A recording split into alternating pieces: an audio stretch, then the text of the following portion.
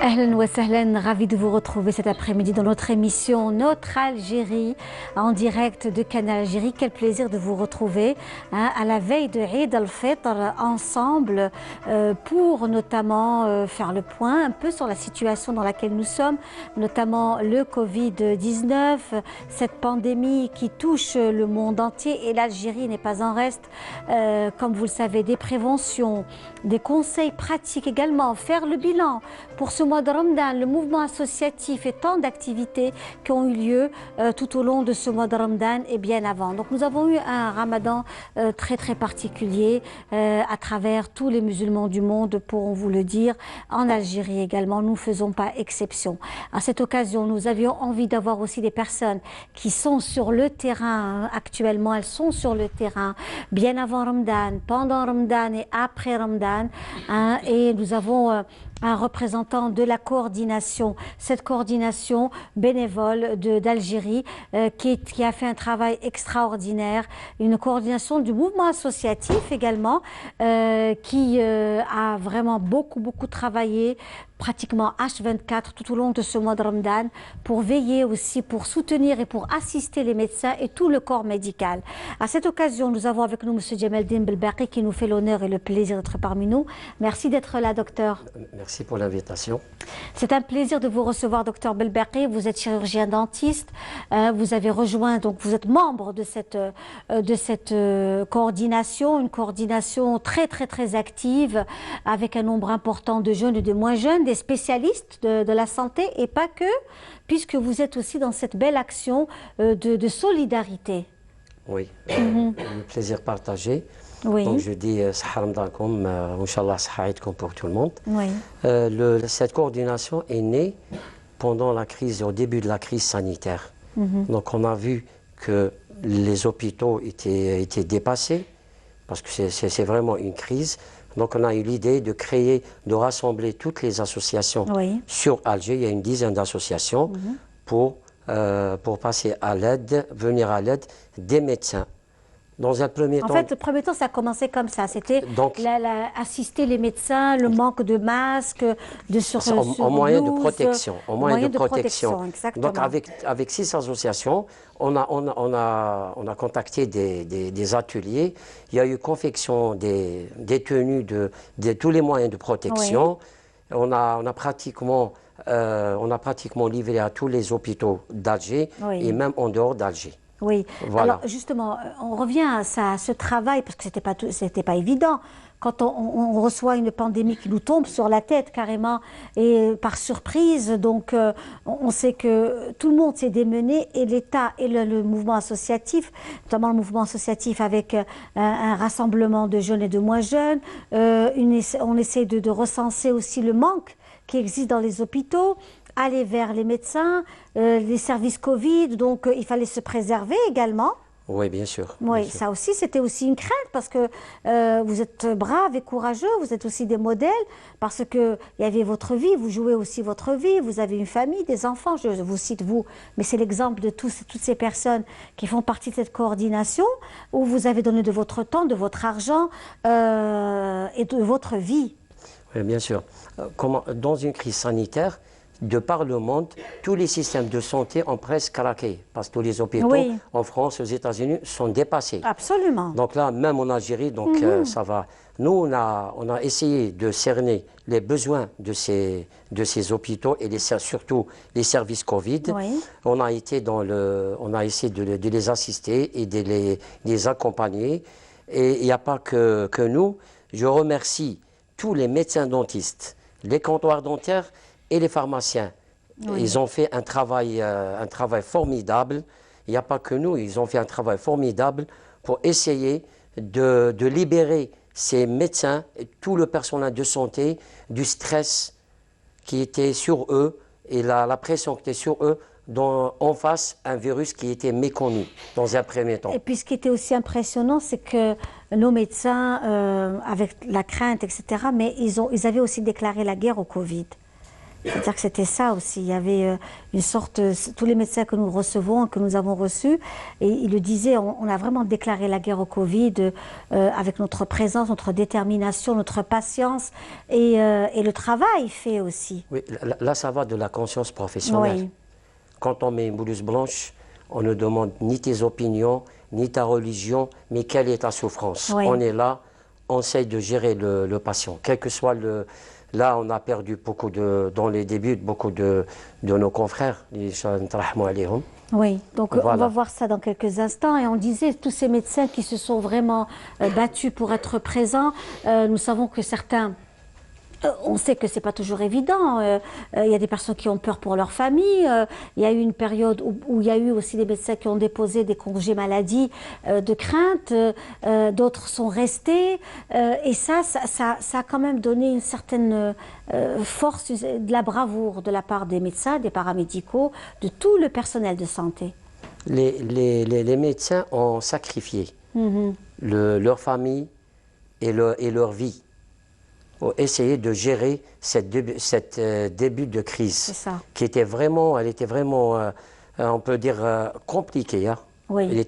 C'est vraiment compliqué. Surtout au début, il y a eu la pandémie et il y a eu, nous le savons, hein, comme dirait l'autre, on n'a rien à cacher quand on sait que il y avait, dès que ça a commencé la pandémie, il y a eu il y a eu des médecins qui ont déposé des congés, donc il fallait restructurer les feuilles de garde, revoir un peu le staff, travailler en groupe limité, donc tout ça a fait que ça s'est fait avec beaucoup de courage. Oui, là ça va dans l'adaptation des systèmes de santé. Oui. Si vous avez un système de santé, il faut s'adapter en face d'une crise. Oui. Ça rentre dans l'adaptation du système de santé.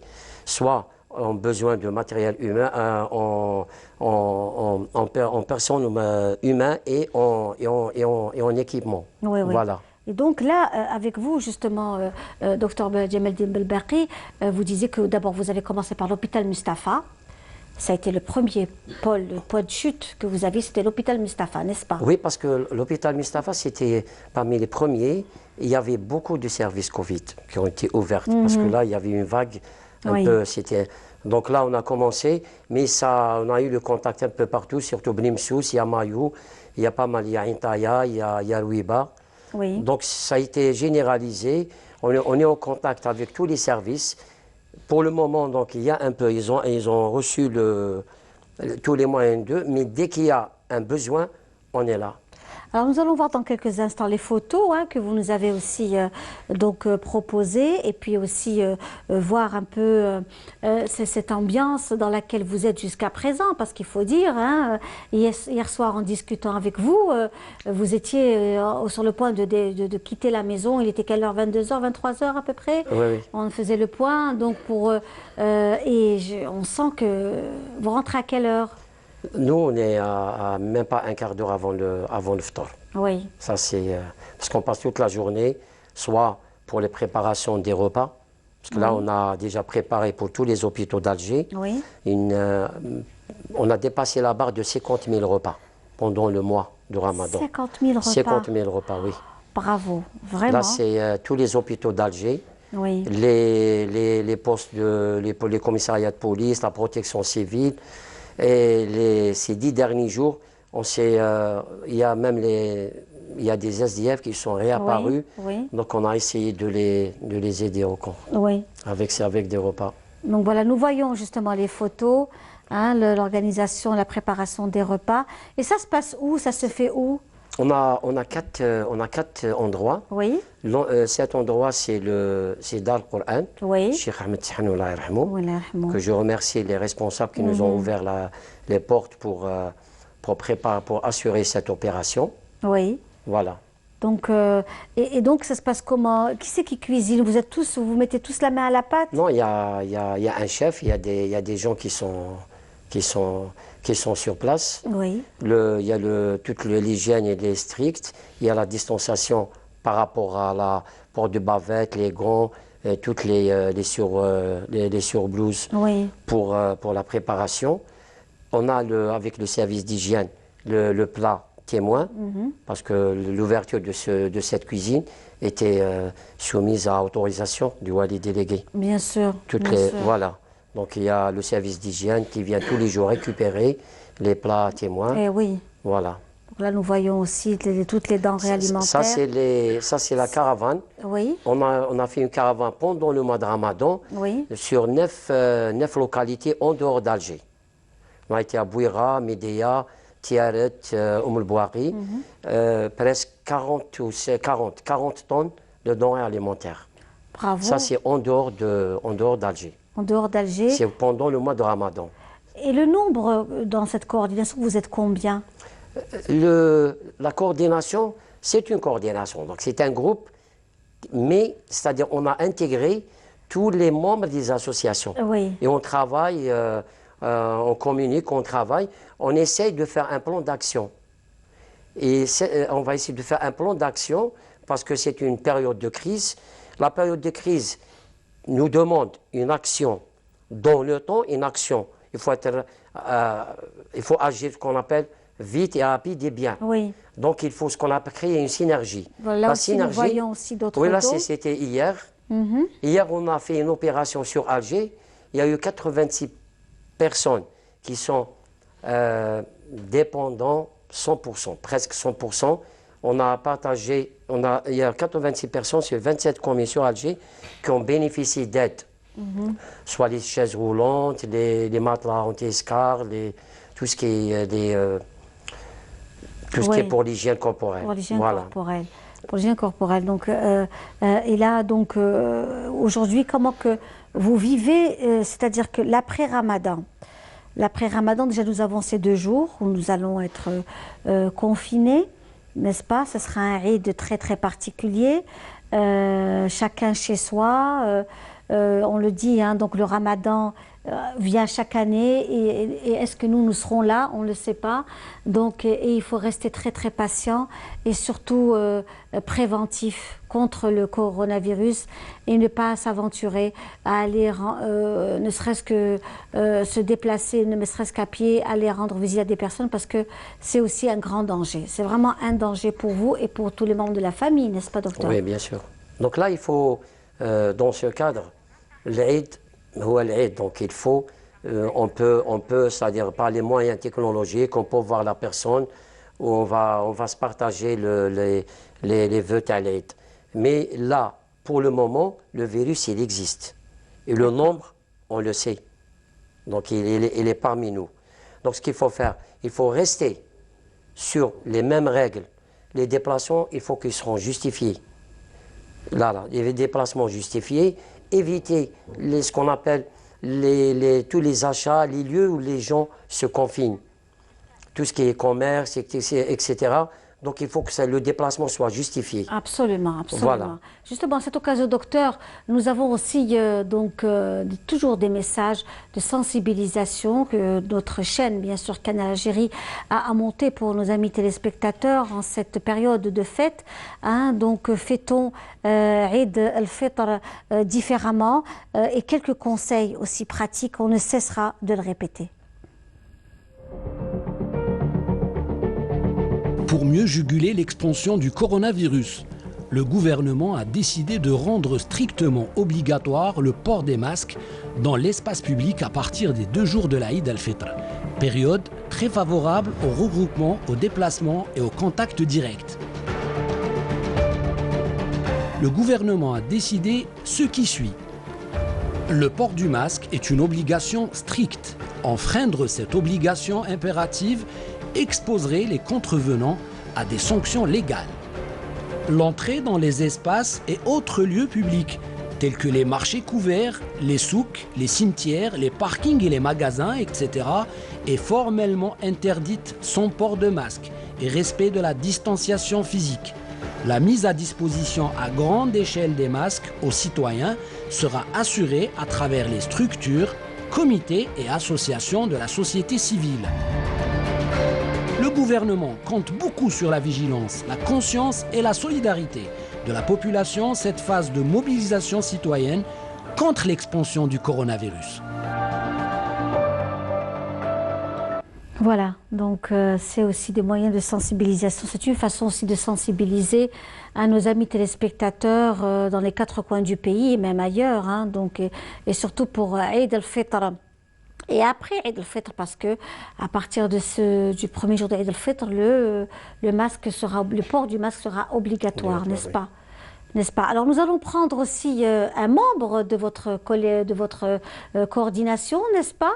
Via Skype. Il s'agit de Monsieur Taha Arbaoui qui est parmi nous. Et Monsieur Taha Arbaoui est enseignant-chercheur à l'Université de Troyes. Il est à Alger, n'est-ce pas? Il est là. Oui, bonjour. Oui, Bonjour à bonjour. tous. Marhaba bik. Merci. Alors, Monsieur Taha Arbaoui, merci d'être parmi nous en direct de Canal Algérie. Et on le disait justement, Monsieur Belbaki est parmi nous en direct. Vous pouvez vous dire bonjour, hein? Voilà, en direct. Et justement, il est question de solidarité. Vous êtes là et d'après ce que nous a dit Dr Djemeldine Belbaki, vous apportez un grand plus à la grande communauté, vous-même qui vivez, donc vous êtes chercheur enseignant à l'Université de Troyes. Alors, bonjour à tous. Donc, bonjour à vous, M. Abdelbaki, et puis à tous les téléspectateurs. Alors, je précise que, en fait, avec Abdelbaki, on travaille étroitement dans le cadre de notre initiative We Algerians. Donc, We Algerians, c'est une initiative citoyenne donc, qui regroupe plus de 150 experts partout dans le monde, donc à la fois en Algérie et puis partout dans le monde, des gens en Europe, en Amérique du Nord et puis un petit peu partout dans le monde, même en Asie et puis en Australie. Et l'objectif, depuis le début, là maintenant on est actif depuis à peu près 8 semaines, voire 2 mois, on est là justement pour aider le pays à travers différentes initiatives, différents projets. Donc on s'est organisé en équipe. Donc on a maintenant plus de 10 équipes et on s'organise justement pour aider le pays dans cette crise-là, donc pour faire face à cette crise-là. Donc on aide à la fois le citoyen, le personnel médical et puis on essaye d'aider même au niveau un petit peu plus haut en proposant quelques rapports stratégiques aussi.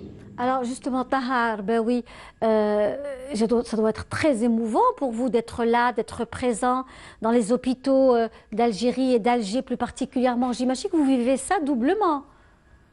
Oui, absolument. Alors, moi, je travaille en France, mais je suis en Algérie et je pense que dans notre équipe, il y a plusieurs personnes qui se sont retrouvées dans la même situation.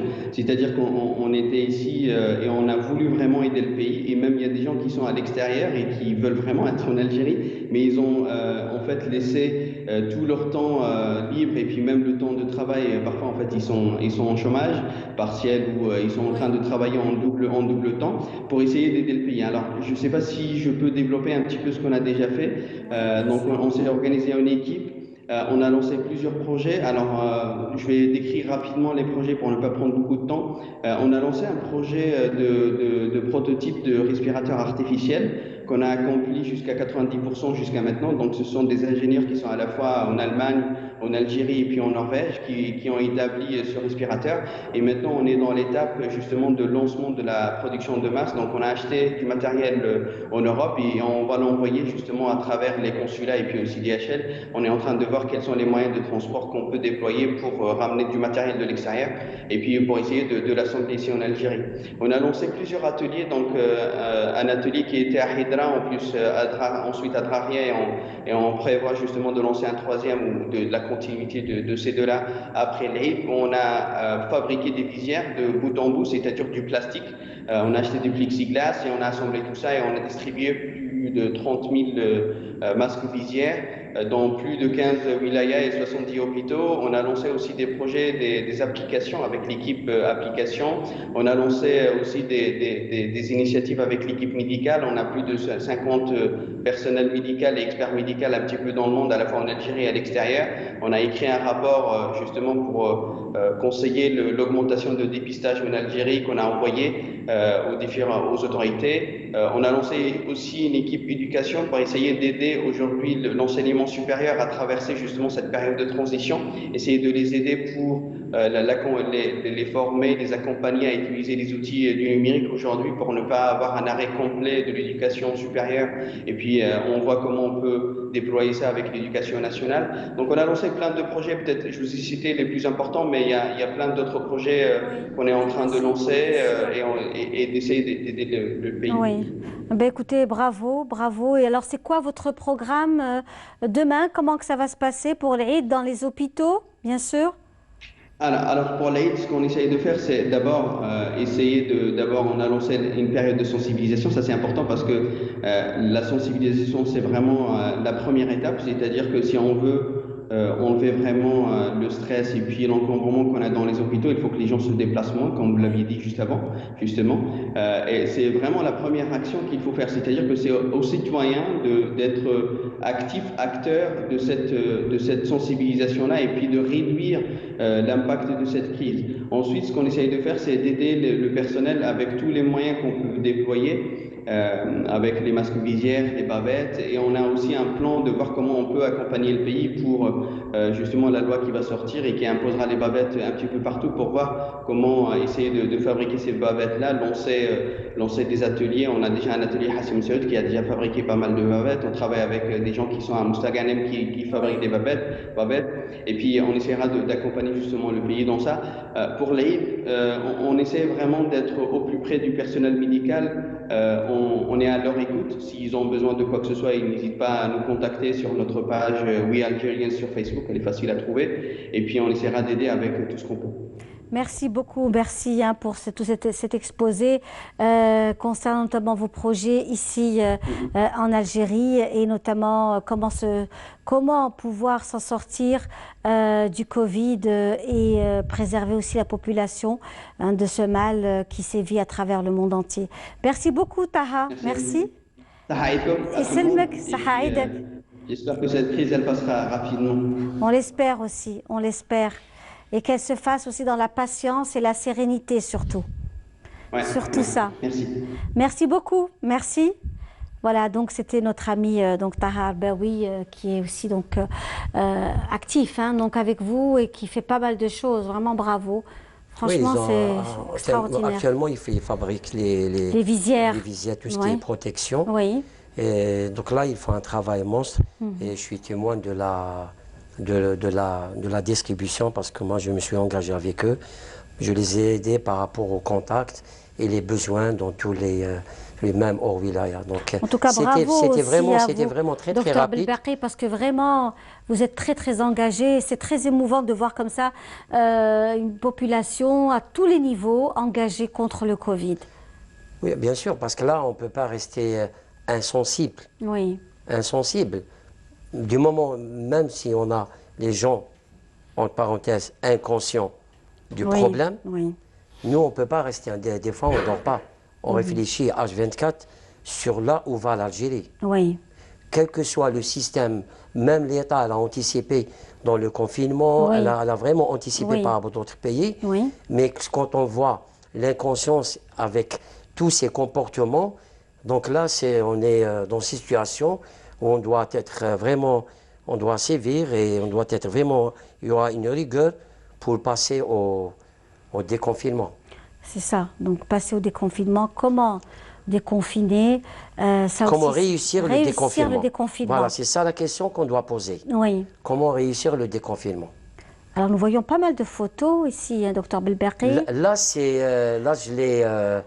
je l'ai préparé, il y a mon ami, l'infographe, me l'a préparé. Ça, c'est un ensemble de comportements de notre population avec l'inconscience de la population qui sont agglutinés en amas. C'est vraiment regrettable. Absolument, absolument. Espérons que ce type de comportement, on ne va pas le revivre si on aura le déconfinement. Voilà.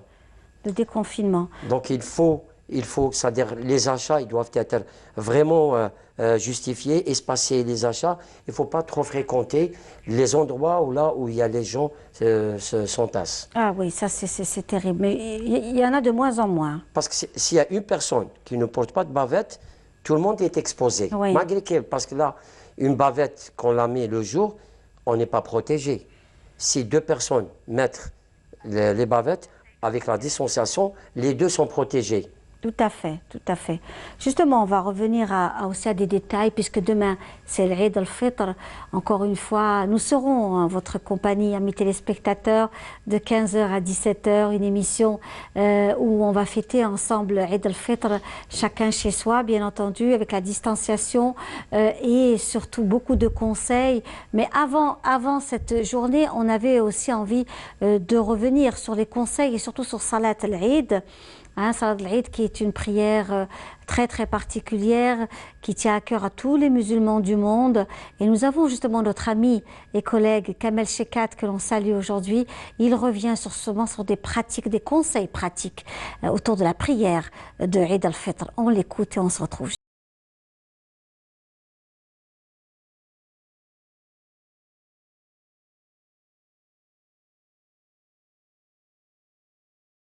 بسم الله الرحمن الرحيم الحمد لله رب العالمين وصلى الله على سيدنا محمد النبي الأمين وعلى آله وصحبه والتابعين وبعد أيها الملأ الكريم السلام عليكم ورحمة الله وبركاته.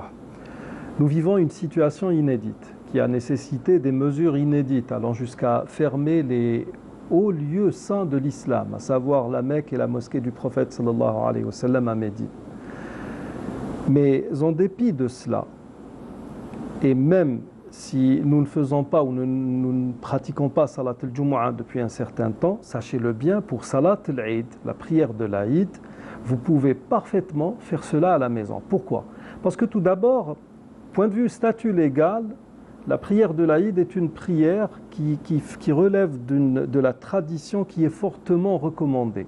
Ça n'est pas une obligation religieuse.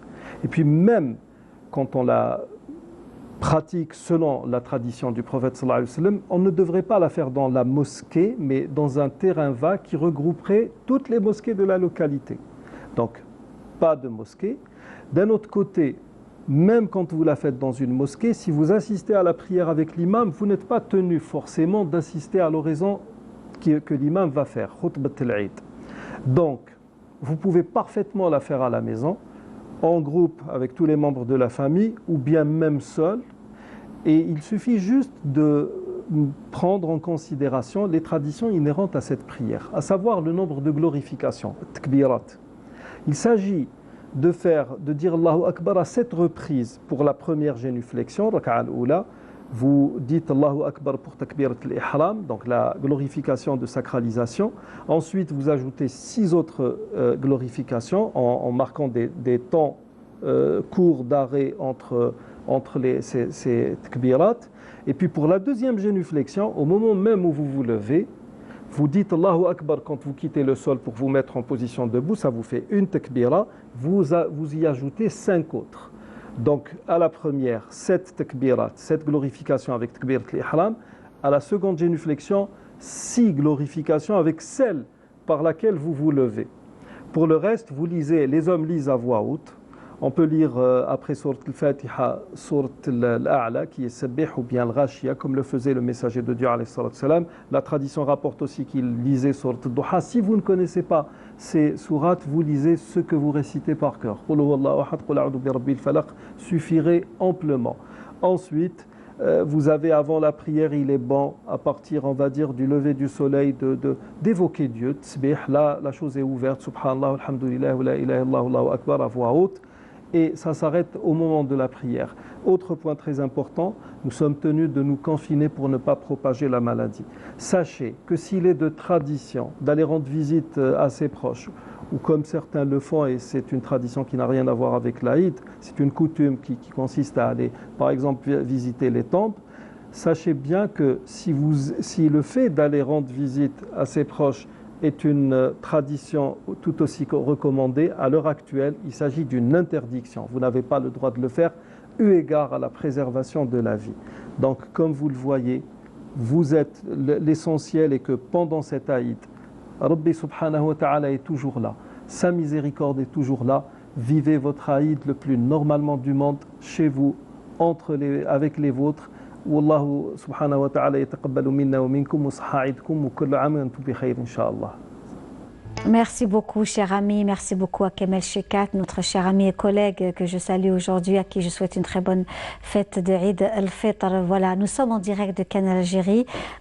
Comme vous le savez, tout au long de ce mois de Ramadan et bien avant également, nous sommes ensemble et nous vous accompagnons dans cette période de confinement. Chez vous à la maison. Merci de nous recevoir chez vous avec tant d'amitié et d'amour. En tous les cas, nous, avec Dr Belbaki qui est parmi nous aujourd'hui, on essaye de faire un peu le point, le bilan de la situation dans laquelle nous sommes actuellement, notamment avec le Covid-19, cette pandémie qui a touché le monde entier et cette sensibilisation au port du masque. Le masque sera obligatoire à partir de demain, vous le savez. Un bon nombre de la population ne sortira pas demain puisque nous vivons donc le confinement et l'interdiction de se déplacer en véhicule ou en motocycle et à partir de 13h, c'est quasiment le confinement total. Donc nous serons avec vous. On vous accompagnera avec beaucoup de plaisir depuis les studios de Canal Algérie. On sera là pour passer avec vous à Eid al-Fitr, j'espère, dans la joie et le partage. Ce sera différent, mais nous serons ensemble. Alors, docteur, justement, Belbaki, quand on disait beaucoup de personnes aujourd'hui sont parties dans leur village natal. Il y a des personnes qui se sont déplacées, vous le savez. Ils ont gardé cette habitude. Est-ce que c'est dangereux? Le fait de voir qu'il y a, nous l'avons constaté, que nous avons des personnes qui ont quitté la wilaya dans laquelle ils travaillent pour passer l'Eid avec leur famille, en cette période de confinement. De toute façon, s'ils partent là-bas, donc ils seront confinés. L'avantage, la différence en dehors, donc ils seront peut-être à l'air libre, peut-être ils ont une maison qui est à part, il y aura moins de contact. Oui. Là, ce qui fait la différence, oui. Peut-être un petit bol d'air pendant les 2 jours Talit. Oui. Là, je pense que c'est faisable. Donc si tout le village va se regrouper, là c'est une autre histoire. Voilà. Mais je pense qu'ils ont des maisons individuelles. Et il n'y aura pas de contact. En général, c'est ce qui se passe. En général, c'est surtout des personnes qui ont des campagnes, des champs et qui vont donc fêter Eid al-Fitr. Nous avons avec nous Madame Zahia Guilimi. Madame Zahia Guilimi, bonjour. Bonjour Linda, comment allez-vous? Merci d'être parmi nous en direct de Canal Algérie. C'est toujours un plaisir, vous le savez. Écoutez, c'est un plaisir partagé. Zahia Guilimi, vous êtes une dame du monde de l'art et de la culture, une passionnée des arts plastiques. Vous avez donc la galerie Dar el-Kenz qui existe depuis maintenant presque une trentaine d'années, n'est-ce pas? Le temps passe tellement vite, Madame Zahia Guilimi. Et là, aujourd'hui, vous-même, vous avez été confinée pendant pratiquement 2 mois à Timimoun. Absolument. À Timimoun. Vous êtes rentrée il y a 2 jours de Timimoun, Madame Zahia Guilimi. Voilà, vous avez fait trajet par route. Timimoun, Alger, ça a duré 12 heures. 12 heures de route. Ça a duré toute une journée, de 9h le matin à 10h le soir. 10h du soir. Voilà, donc le confinement à Timimoun, j'imagine que c'était différent de celui d'Alger. Oui, là, je crois qu'on ne doit pas parler de confinement parce que, d'abord, la région est beaucoup moins touchée. Je crois que tout le sud est moins touché. Les espaces, c'est énorme. Quand on n'habite pas dans la ville, et même donc en dehors de la ville, au milieu des palmeraies. Et je vous avoue, franchement, ça a été 2 mois de bonheur. Mais je suis rentrée quand même parce que je voulais quand même être pour là ici proche de ma famille, quoi. Oui, bien sûr, bien sûr. Mais c'est vrai, comme j'ai entendu là juste avant que je ne prenne la parole, c'est vrai que si on se déplace, on part d'Alger pour aller dans une autre ville d'origine, mais où il y a du monde, où on est plus ou moins enfermé et tout, ça vaut pas le coup. Absolument. Tandis que nous, on était en plein air. On a été gâtés parce que le temps est très beau. Et puis, c'est des palmeraies à vue d'œil. Voilà, donc on ne parle pas de confinement, c'est comme si c'était des vacances. Oui, oui, oui, c'est ça. Donc, et là, mais quand même, vous m'avez dit tout à l'heure que en allant au marché, il y avait quand même un certain respect de la distanciation. Ah, oui, voilà, oui, donc oui, le marché oui, de oui, Timimoun, même si absolument. c'est Et pas puis, très oui, grand, oui. mais il y avait Les une gens prise de avaient leur masque, conscience. et puis, Voilà. C'est-à-dire que nous, les gens du Nord, qui étions là-bas, parce que je Oui. n'étais pas la seule, j'ai croisé des gens d'autres personnes, Oui. on avait nos masques, mais les gens de là-bas, ils ont leur chèche, donc ils le portent toute l'année, donc finalement pour eux, ils ont le chèche leur couvre, leur C'est protège ça. le nez et la bouche. Oui, oui. Donc, Déjà, de par la mais, tradition. oui, ils respectent. D'ailleurs, vous allez de faire vos courses, que ce soit dans une supérette ou au marché, les gens restent à l'écart. Oui. Mais vraiment, j'étais étonnée, honnêtement. Oui. Mais ils sont vraiment très, très organisés et puis respectueux de tout ça. Ah ben, écoutez, c'est Il n'y parfait. a pas de doute. Chose que je ne vois pas à Alger Oui. depuis que je suis rentrée. Oui, oui, malheureusement. Franchement, devant des magasins, les gens sont collés les uns aux autres, avec des femmes, des enfants et tout. Et ça me fait très peur. Absolument, Bon, absolument. on ne doit pas faire ça. Vraiment, il faut le dire, il faut le redire. Enfin, surtout vous, les médias. Oui, oui. Vraiment, vous pouvez faire passer le message pour la population en général. Absolument. Zaya Guilimi, justement, vous disiez que vous étiez donc au sud, à Timimoun plus particulièrement. Oui. 2 mois, les gens respectent, déjà respecter la distanciation. Il y a beaucoup de sagesse dans leur comportement. Oui. Et les gens sont beaucoup plus respectueux aussi des consignes de distanciation. Ils font très attention. Honnêtement, moi-même j'étais étonnée parce que je ne m'attendais pas. Oui. Mais beaucoup plus qu'ici, parce que je savais quand même de 3 jours, parce que le 3e jour où je suis rentrée, je suis sortie quand même faire des courses. Et bien je vous assure que là-bas, vous n'avez même pas besoin d'être là sur vos gardes. Oui. Parce que les magasins sont fermés, à part l'alimentation, les pharmacies. Donc tous les magasins étaient fermés. Ils ont respecté ça aussi. Oui. C'est quand même grand, Timimoun maintenant, il y a une population importante. Oui. Mais ils sont conscients de ce qu'on traverse, quoi, que c'est très grave et que chacun doit y mettre du sien pour qu'on s'en sorte. Bon, il nous faut du temps encore. Oui, mais moi, ce que je vois ici, en tout cas à Chiraga, parce que je suis de Chiraga, oui. Franchement, ça me donne pas du tout envie, même pas d'aller faire des courses. Eh bien, écoutez, restez prudente. Alors, Madame Zahia Guilimi, vous aussi, restez prudente. Et puis, on vous souhaite une très bonne fête de Eid al-Fitr. À vous, à tous ceux que vous aimez. Et ben, moi aussi, je souhaite vraiment à tous ceux qui nous écoutent un très bon Aïd. Et puis, Inch'Allah, qu'on passe ce qu'on traverse là, qui est très dur, et que tout aille mieux dans l'avenir. Merci beaucoup, Madame Guilimi. Merci d'avoir été parmi nous. Au revoir. Merci, au revoir. Au revoir. Et voilà, de retour avec vous, amis téléspectateurs, dans notre émission Notre Algérie. C'est un plaisir d'être parmi vous, de partager avec vous cet après-midi et d'avoir aussi avec nous Dr Belberri, avec qui on a beaucoup parlé de distanciation et l'après, donc le déconfinement. Comment que ça va se passer?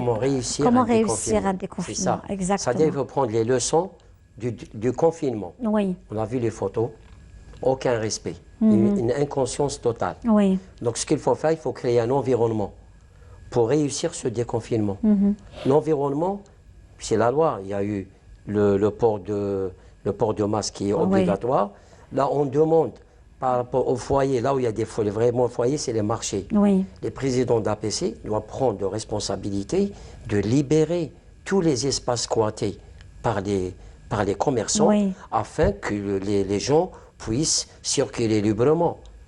Par exemple, pour donc limiter le nombre de ça se fait, le nombre de personnes dans les magasins. Oui, ça se fait déjà. Ça se fait. Mais pas partout, hein. C'est pas partout encore. Hier à Bant Talha, c'était une catastrophe. J'ai vu une supérette pleine à craquer.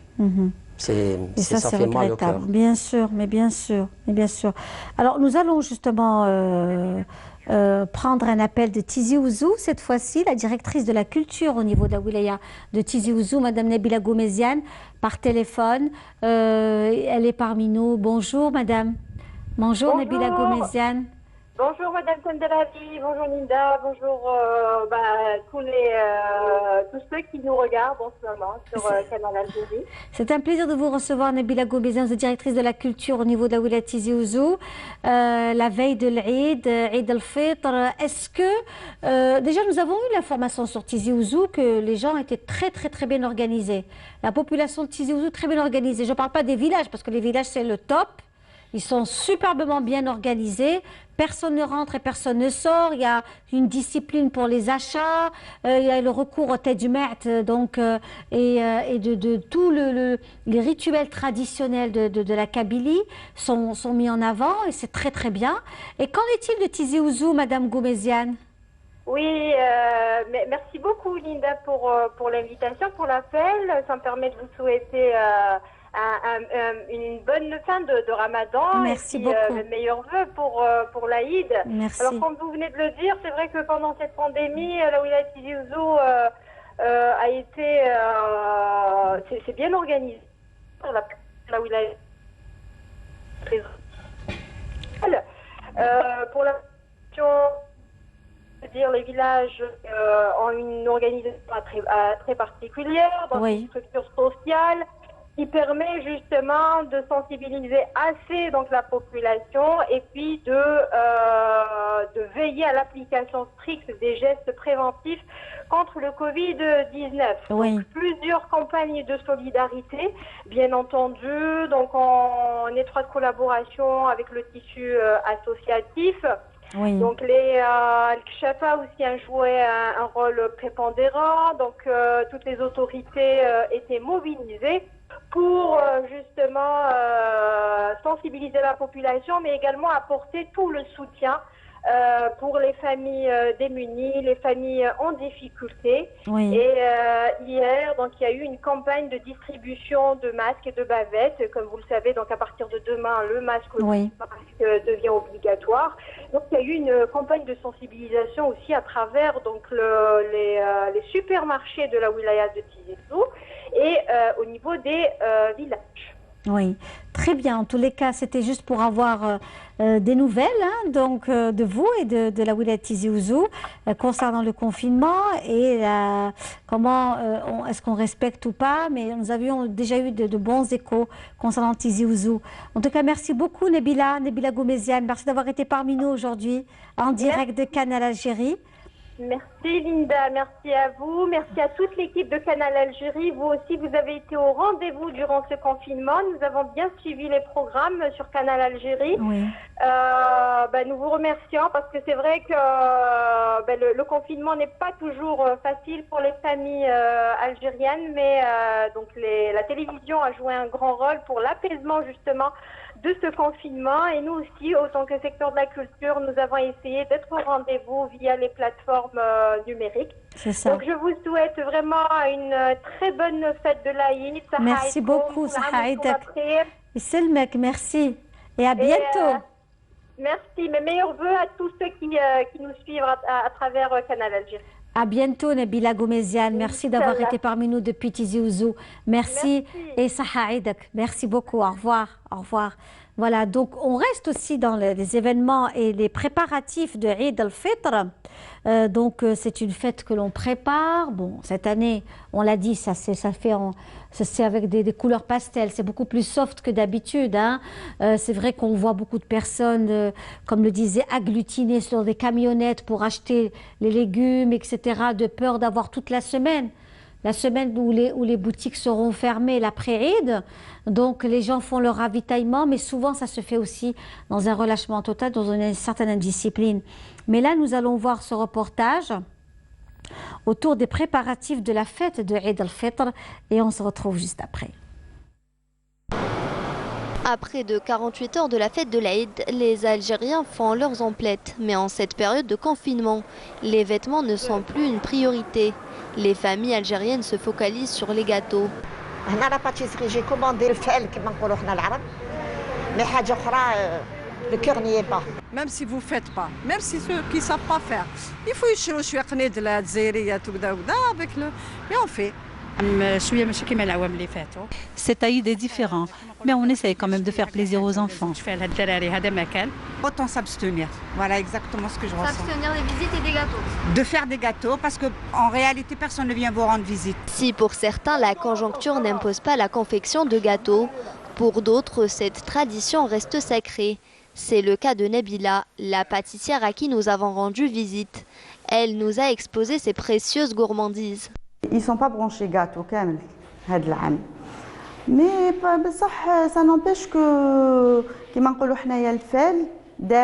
un Aïd très très différent par rapport à ce qui se passe, la pandémie. Les femmes qui travaillent, elles ne travaillent pas, alors la plupart elles préfèrent le gâteau et tout. Le plus demandé c'est le makrout.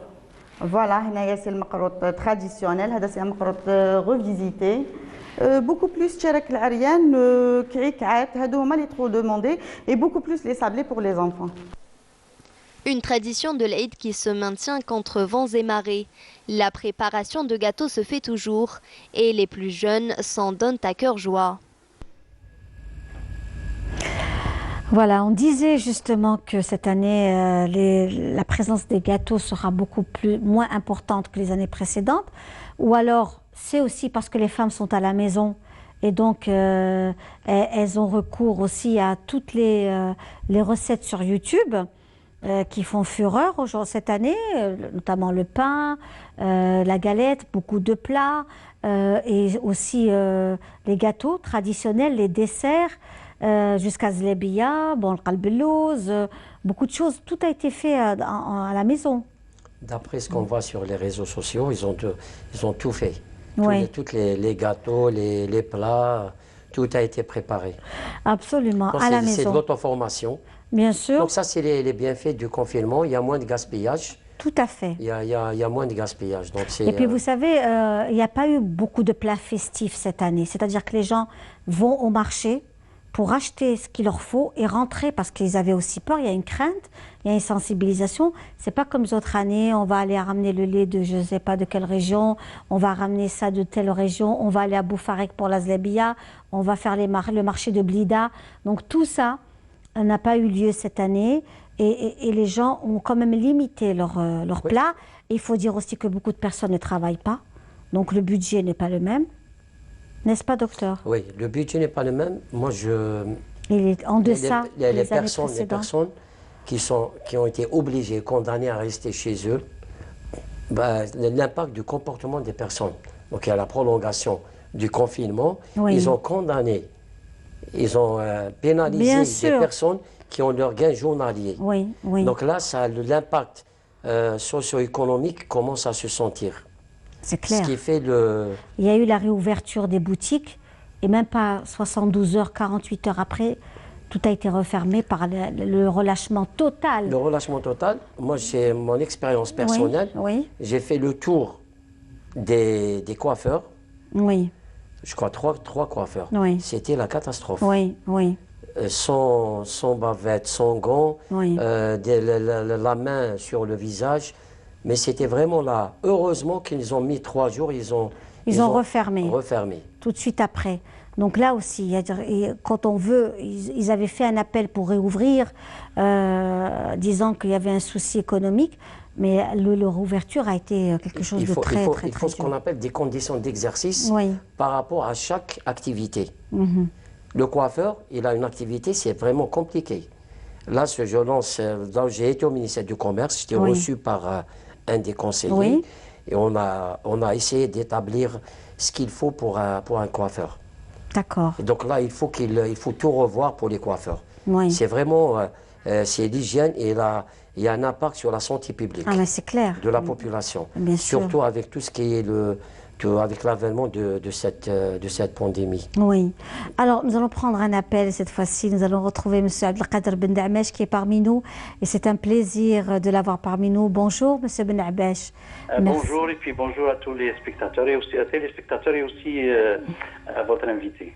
Voilà, donc c'est un plaisir de vous avoir parmi nous, M. Abdelkader Ben Damesh. Vous êtes donc une grande personnalité du monde de la musique et de la culture algérienne. algérienne, du patrimoine matériel et immatériel. Vous êtes parmi nous aujourd'hui justement pour à l'occasion pour Eid al-Fitr. On voulait que vous soyez des nôtres. Hein, nous avons beaucoup, vous avez été parmi nous en rendant hommage au regretté chanteur Idir, nous avons partagé de très très beaux moments autour de cela. Alors on espère que ce Eid sera un Eid autour de la sagesse, de la patience. Absolument, absolument, oui. La patience et puis la privation utile, puisque la philosophie même de Ramadan, c'est la privation pour, comme on dit, un mal pour un bien. Oui. Mais se priver, c'est aussi, il faut se priver aussi de visites, il faut se priver aussi de rapprochements comme on a l'habitude de faire. Oui, voilà. Absolument. Monsieur Bedamech, vous êtes sur Alger, vous n'êtes plus sur Alger? Très bien. Je suis à Alger, bon, j'ai appliqué les consignes, je ne bouge pas. D'accord. Tout à fait, bien sûr, on doit appliquer, tout le monde doit se conformer aux directives qui sont émises par l'autorité. Oui, voilà, donc bien sûr le port du masque. Tout. Tout, bien sûr, mais c'est comme ça qu'on doit faire, qu'on doit se défendre de ce mal invisible, ça doit être comme ça. Oui. Ça doit être comme ça. Monsieur Abdelkader Bedamech, après l'Eid, vous allez reprendre le travail? Non, on n'a pas quitté le travail, on a été toujours au travail, oui. Vous savez que l'administration a fonctionné à 50% du personnel. Donc, moi, personnellement, j'étais tout le temps au bureau, toutes les matinées, une partie de l'après-midi, tout le temps. Et puis, j'ai profité de l'occasion pour mettre en ordre beaucoup de choses et pour continuer aussi des écrits, puisque nous avons l'avantage de la plume. Oui. Donc, j'ai mis à profit ce grand vide pour ne pas rester à la maison. Bon, on travaille et puis en même temps on fait œuvre utile dans les projets qui sont restés peut-être en attente. On les fait avancer. Écoutez, c'est parfait. Je voulais absolument que vous soyez d'autres, M. Abdelkader Bedamech. Vous êtes toujours là pour sensibiliser, toujours là pour nous présenter aussi toutes ces grandes personnalités du monde de la culture et de l'art. Et on espère vous retrouver très bientôt, prochainement avec nous. Merci beaucoup. Et puis Sahaïd Kul Jamia, et puis toutes les équipes de la télévision, Canal Algérie en particulier, et puis tous les autres. Merci beaucoup et à bientôt, monsieur. Merci, au revoir. Au revoir. Voilà, donc c'était M. Abdelkader Bedamech qui était aussi parmi nous, où il était question, bien entendu, de présenter ses vœux et aussi de sensibiliser en cette veille de Eid al-Fitr. Sensibiliser, on ne cessera jamais, docteur. Là, il y a la sensibilisation, mais en parallèle, il faut sévir. Oui.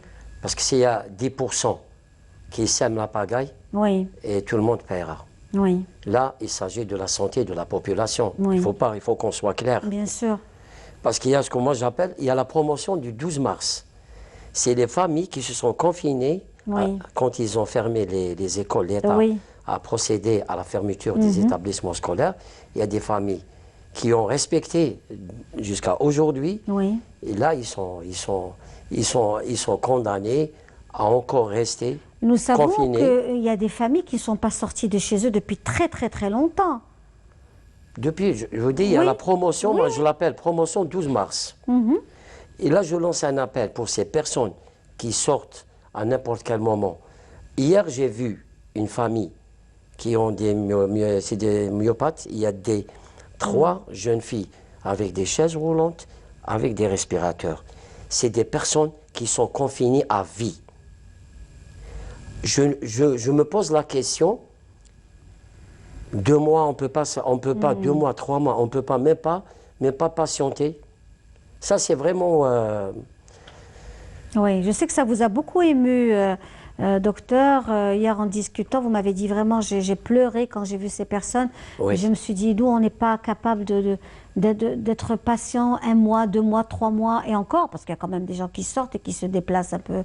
C'est pas comme une personne qui est handicapée et qui souffrira de cette maladie. Une personne qui est handicapée à 100%, elle ne bouge pas, branchée à un respirateur toute la journée, il fallait... c'est vraiment... Oui. Docteur, donc, après l'Aïd, Donc on sera tous avec, bien sûr, pendant l'Aïd et après l'Aïd, on sera avec notre masque. Masqué, exactement. Et ces masques-là, donc est-ce que nous allons aller aussi vers des masques lavables? Ils existent, hein. Ils ne sont pas très nombreux. On pourra même se faire coudre nos propres masques également. Oui, bien sûr. En tissu? Pour les masques, il y a ce qu'on appelle le degré de protection. Oui. Donc si vous avez ramené un appareil qui teste le tissu, donc on peut tester. Elle vaut dans 30, 40, jusqu'à 75%. Avec la distanciation, on est tranquille. Oui. On est déjà protégé. Oui. Mais le problème qui va se poser, là, on n'a pas le choix. Donc il faut essayer de faire avec. Moi, ce que je demande, si on a un peu de temps, oui. il y a une société à Oran qui fabrique tout ce que le non-tissé, le non-tissé, tout ce qui est médical. Moi j'ai vu à la télé, ils ont des appareils pour tester est-ce que le tissu, est-ce qu'il filtre bien ou pas.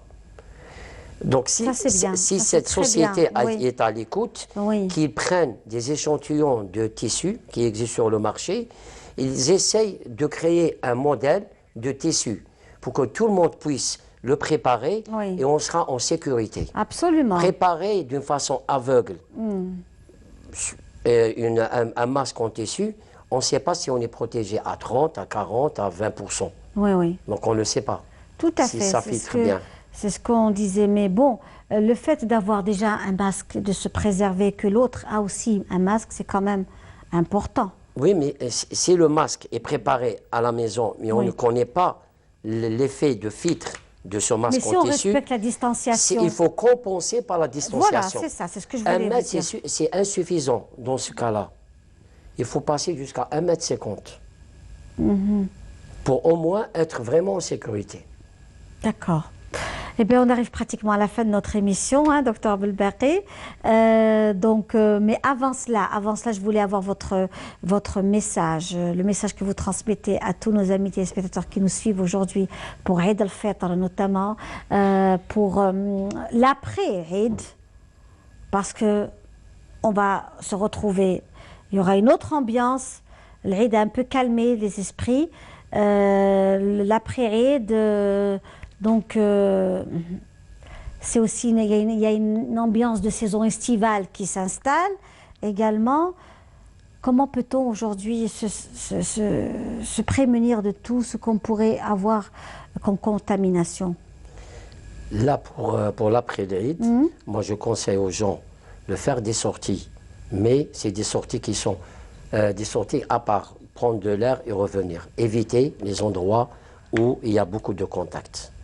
C'est-à-dire comme la sablette, par exemple, la sablette, là, je la déconseille parce qu'on a eu la première semaine avant le confinement, c'était une mauvaise expérience. Les forêts sont fermées actuellement. Les forêts, mais si on part au niveau de la côte d'Alger, on peut faire un bol d'air, un petit arrêt, revenir. Il faut se déconfiner progressivement. Oui. C'est ça ce qu'il faut faire aller. Là, ça va permettre aux gens qui travaillent au moins d'y aller travailler. Donc les gens qui sont chez eux, essayez de rester au maximum. Sortir, mais éviter les endroits où il y a beaucoup de monde. Oui. Voilà. Et là, c'est aujourd'hui, quand on voit que dès qu'on ouvre un espace, il y a le rush. C'est ça qui, en fait, les plages sont interdites aujourd'hui. Elles sont interdites, interdiction d'accès. Donc, mais là, l'après, il faudra aussi être très très prudent quant à ces espaces-là. Là, prudent, mais il faut attendre les résultats de l'évolution de la pandémie. Oui. Avec tous les cas qu'on a tous les jours. Le nombre de cas, c'est aux experts de décider. Mais en ce moment, il faut essayer pour un petit peu respirer, prendre de l'air, essayer de sortir, mais éviter les contacts. Très bien. Merci beaucoup, Dr Belbaqi, d'avoir été parmi nous. C'était un plaisir de vous avoir reçu. On vous souhaite plein de bonnes choses. Saïd à vous également. Saïd Chab Jazairi et à toutes nos compatriotes qui sont à l'étranger. Voilà. Merci beaucoup. Quant à nous, avec beaucoup de plaisir, demain, on fêtera ensemble Eid al-Fitr. Et à demain.